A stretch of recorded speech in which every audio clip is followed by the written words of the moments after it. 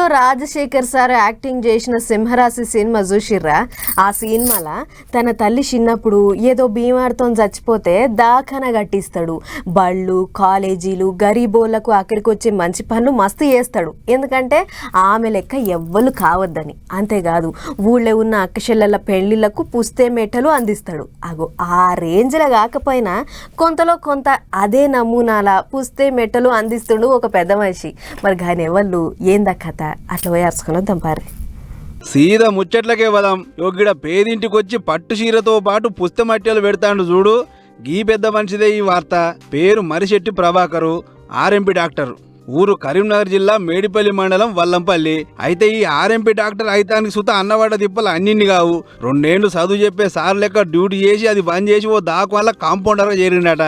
ఇక ఆడ దినం బీద సాధనం చూసి మస్తు సెంచరీలిండు. సీన్ కట్ చేస్తే ఓ నాడు అన్నకు సుత పానం బాలేక దావకాన్లో పడరాట. అప్పటికే బిడ్డ పెళ్లి పెట్టుకుంటే గా పెళ్లి కోసమని దాచిన పైసలన్నీ దావకాన్లో పోసిండు. అయినా కూడా తప్పదు కాబట్టి ఏళ్ళక బిడ్డ దగ్గర చేసిండట.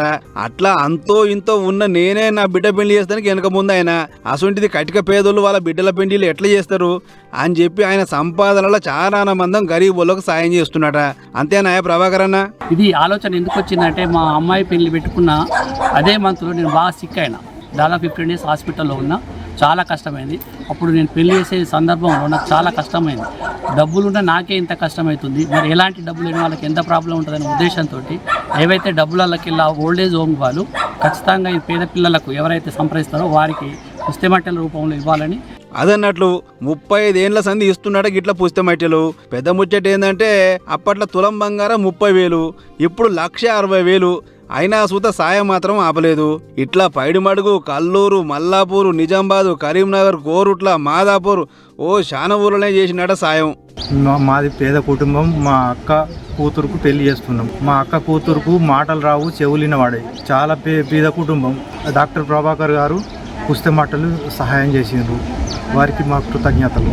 ఇంటిరా సాయం పొందినోళ్ళు అంటున్న మాటలకి ఇవి. నిన్నయాల అయినోళ్లే మాకేందని దూరం పోతున్న రోజులు ఇవి. అసొంటిది సారు మాత్రం పేదింటి పిల్లలకు పెద్దన్న లెక్క, మేనమామ లెక్క ముంగడ పడుతుండు. గొప్ప ముచ్చట కదా అన్నట్లు ఈడికే ఒడవలే. బడి పొలగాళ్ళకు పుస్తకాలు, కాపీలు, పెన్నులు, పెన్సిళ్ళు అందించి చదువుకున్నట్ల బగ్గ సాయం చేస్తున్నట.